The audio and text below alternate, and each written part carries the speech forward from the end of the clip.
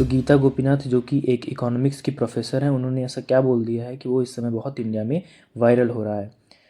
India third largest economy बन सकता है 2028 तक, बेस्ड ऑन करेंट प्रोजेक्शंस, यानी कि ग्रोथ रेट जो एस्टिमेटेड है 6 से 8% की, अगर वो ऐसे ही आते रहे तो इंडिया वर्ल्ड की थर्ड लार्जेस्ट इकोनॉमी बन सकता है। लेकिन इसमें इस दौरान उसको क्या चैलेंजेस फेस करने पड़ेंगे वो उन्होंने अपने इंटरव्यू में पॉइंट आउट की। तो सबसे पहला पॉइंट उनका था पर कैपिटा इनकम का, कि इंडिया को per capita income constantly increase करते रहनी पड़ेगी।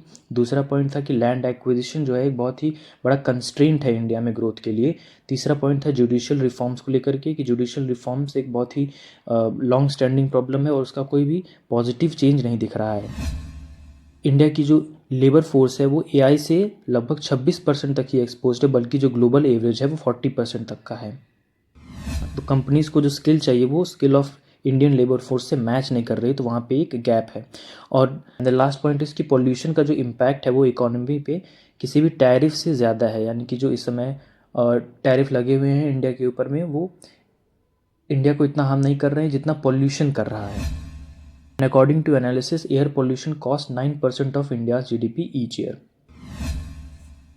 दिल्ली में ओपन बैडमिंटन टूर्नामेंट हो रहे थे जिसमें एक डैनिश प्लेयर ने आने से मना कर दिया, बिकॉज दिल्ली में जो पॉल्यूशन है वो बहुत ज़्यादा है और AQI है वो बहुत ज़्यादा है।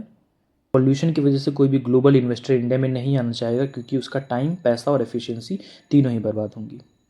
तो ये रीजंस उन्होंने बताया कि इंडिया को ये चैलेंजेस फेस करने पड़ सकते हैं थर्ड लार्जेस्ट इकॉनमी बनने के लिए।